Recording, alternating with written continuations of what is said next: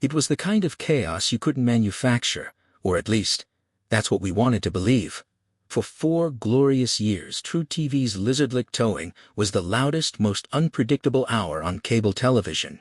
1 minute, Ron Shirley was chasing a debtor down a dirt road in Wendell, North Carolina. The next, his wife Amy was squaring up in a parking lot while the crew member known as Big Juicy provided the commentary track from hell.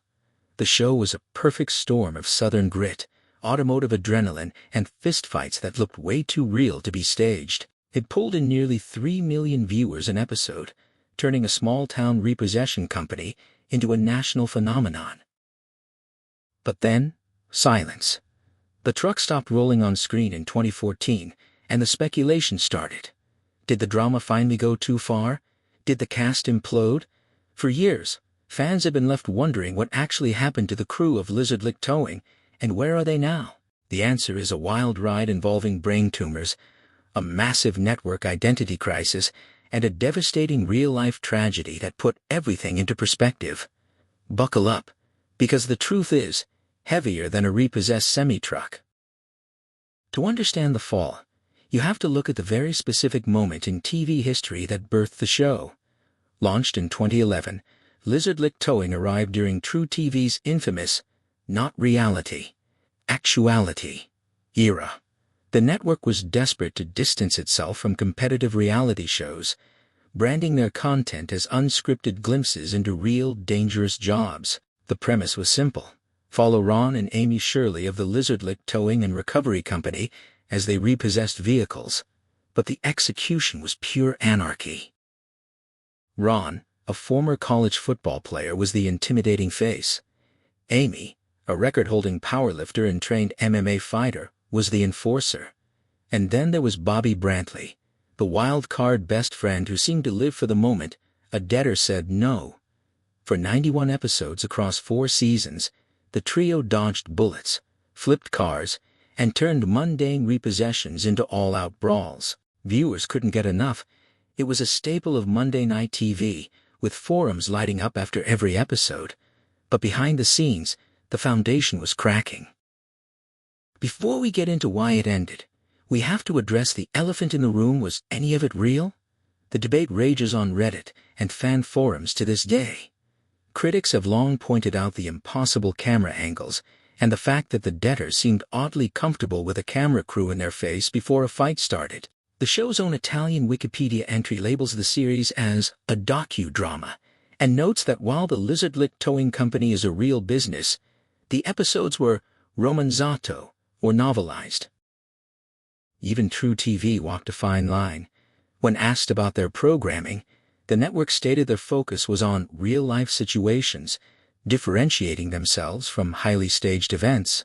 In essence, the company was real, the Shirleys were real, and the repossessions likely happened, but the blow-by-blow dialogue and the perfectly timed parking lot melees were dialed up for the cameras. For a while, audiences didn't care.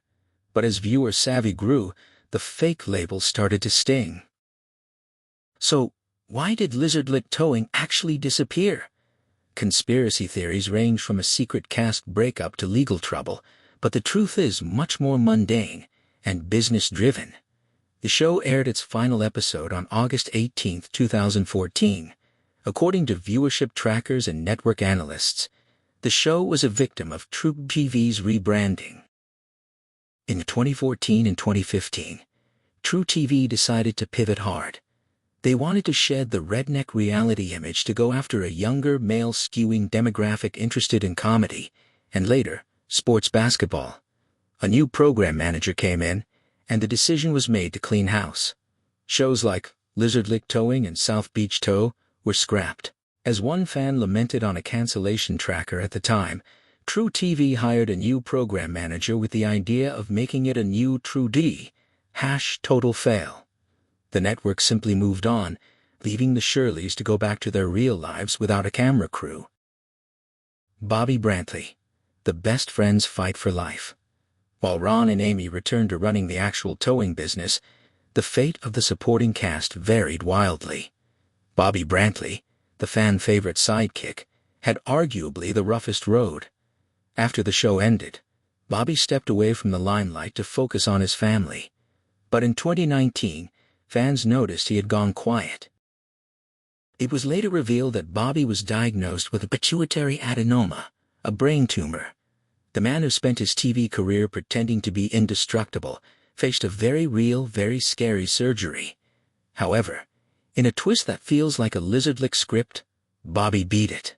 He recovered and moved to Lil Ass Farms in Pilot, North Carolina, with his wife Melanie, who appeared on the show as Cassie. Today, he is a farmer and a family man, raising 8 children and making rare appearances at car shows and charity events, trading the repo truck for a tractor.